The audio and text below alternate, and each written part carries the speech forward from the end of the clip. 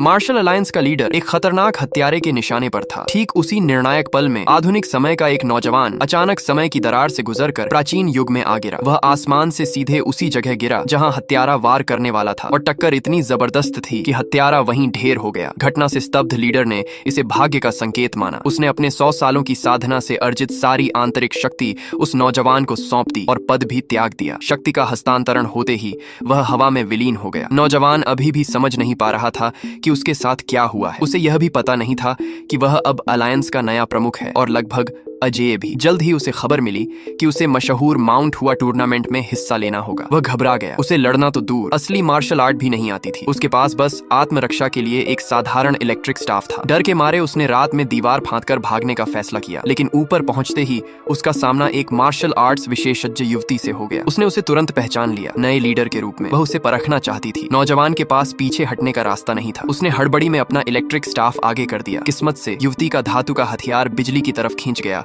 और तेज झटके से वह गिर पड़ी। होश में आने पर उसने पूछा, तुमने कौन सी तकनीक इस्तेमाल की? नौजवान, जो खुद भी हैरान था, झूठी शान से बोला, मैंने तो अपनी सिर्फ 30% ताकत लगाई थी। उसकी आंखों में विश्वास छलक उठा। इतनी शक्ति देखकर वह घुटनों पर बैठ गई और उसे अपना गुरु मानने का अनुरोध किया। नौजवान ने सोचा, अगर यह साथ रही तो कम से कम मेरी रक्षा तो हो जाएगी, और तुरंत हामी भर दी। अगले दिन टूर्नामेंट का मैदान लोगों से भरा था। अलग अलग स्कूलों के शिष्य नए लीडर का मजाक उड़ा रहे थे। कुछ ने तो उसकी परीक्षा लेने के लिए तलवारें तक निकाल ली। तभी उसकी नई शिष्या आगे आई और सबको चेतावनी दी, जो मेरे गुरु का अपमान करेगा उसे परिणाम भुगतना होगा। भीड़ में खुसर पुसर होने लगी। किसी को यकीन नहीं था कि एक तथाकथित कमजोर युवक इतना सम्मान पा सकता है। उसी समय एक घमंडी युवा योद्धा मैदान में दाखिल हुआ। उसने आते ही सबको चुनौती दे डाली। एक एक करके कई शिष्य उससे भिड़े, पर 2-3 वार में ही हार गए। हालात बिगड़ते देख नए लीडर ने अपनी शिष्या को आगे बढ़ने का इशारा किया। उसने पूरी ताकत लगाई, मगर सामने वाले की शक्ति असाधारण थी। एक ही वार में वह भी पीछे हट गई। अब सबकी निगाहें उस युवक पर टिक गईं। वह अब पीछे नहीं हट सकता था। रिंग में कदम रखते ही